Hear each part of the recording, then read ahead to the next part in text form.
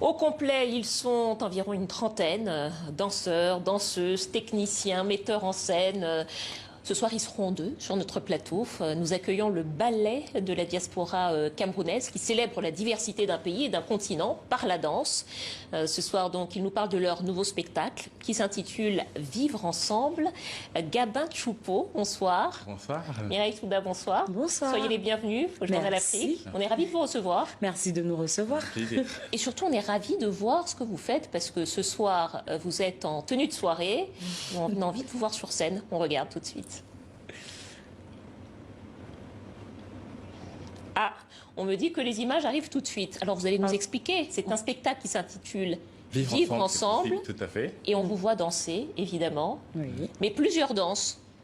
Eh bien, je crois qu'on va pouvoir voir ça maintenant. On y va. Tout le monde avait disparu. Parce que le grand sorcier Voodoo avait convoqué le sortilège de la calebasse qui avait englouti tout le village. Voodoo était un homme malicieux, ingrat, méchant. Il ne voulait qu'on n'entende que lui, qu'on ne fasse que ce qu'il veut. Et comme personne ne le gérait, il a donc convoqué ce sortilège qui a englouti. Ah voilà, ce soir la technique nous joue un peu des tours, on entend un griot et je parlais de danse et là on vous voit danser. Oui. Parce qu'au fond votre spectacle, eh ben, c'est un peu des deux.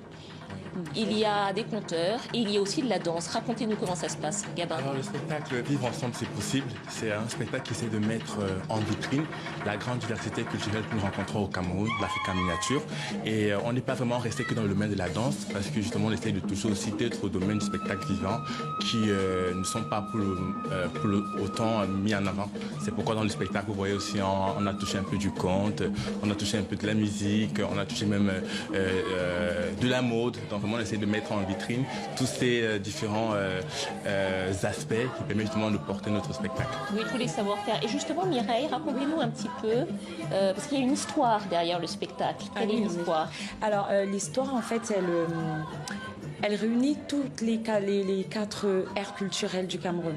En fait, ça part du nord, du sud, de l'est à l'ouest. En fait, c'est un roi nordiste qui va épouser une fille du littoral et qui vont faire la descente comme ça de tout le Cameroun, du septentrion au sud.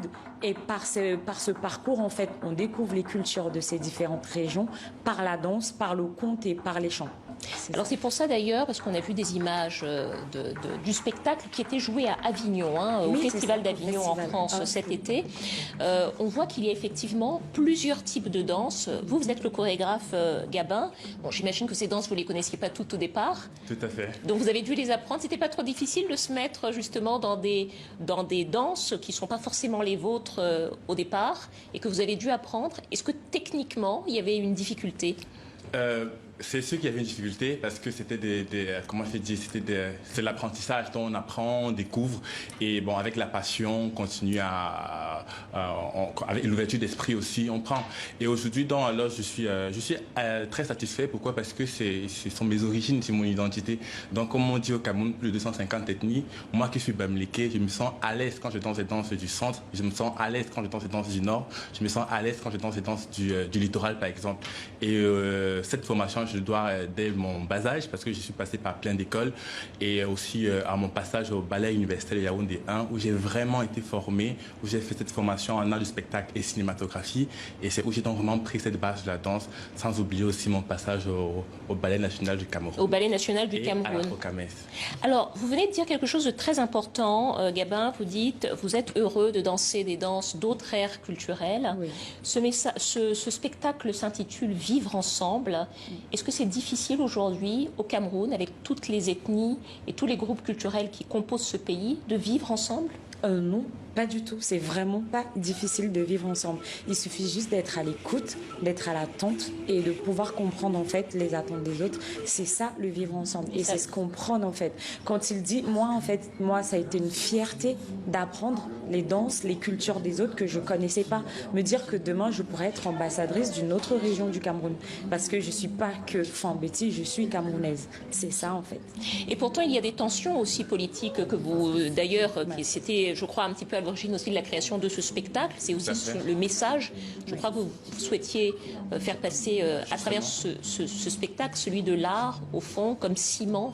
Justement, comme médicament, justement, qui pourra venir apaiser les tensions, renouer les liens et nous faire comprendre que nous sommes peut-être deux tribus différentes, mais nous appartenons tous à un même pays, quoi. Bon, vraiment, le plus important, c'est vraiment de se sentir intéressé et de partager la douleur de l'autre. Donc, c'est au regard de, je dirais, de ces drames-là qui nous ont frappés que je me suis dit, mais moi, en tant qu'artiste, quelle peut être ma contribution? Quelle peut être cette plus-value que je peux apporter pour essayer de changer les choses à ma manière? C'est comme ça que je me suis dit, il faudrait développer vraiment cette idée de vivre ensemble. Parce qu'il faut dire, au Cameroun, on vit ensemble depuis, mais je pense qu'il faut réveiller ça. C'est ce qui nous manque un peu. Mais aujourd'hui, je suis content parce que je me dis, on n'essaye pas seulement de faire passer un message, mais on essaie de vivre le message d'abord au sein du ballet avant de le passer. Sur ce plateau, par exemple, on a beaucoup parlé des troubles dans les régions anglophones. J'imagine que c'est aussi quelque chose que vous aviez à l'esprit quand vous avez conçu.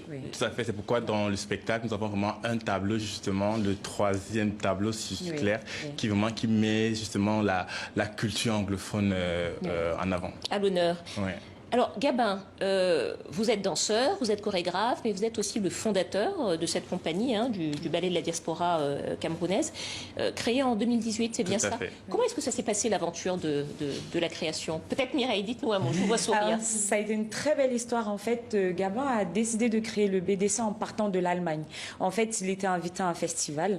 Il avait un manque de danseurs. Il s'est rendu compte qu'en fait, il y avait plein de danseurs, mais qui n'étaient pas regroupés au même endroit. C'est-à-dire que nous sommes plein de talents. Moi, par exemple, je ne suis pas issue de ces danses-là. Moi, je suis une danseuse urbaine afro à la base.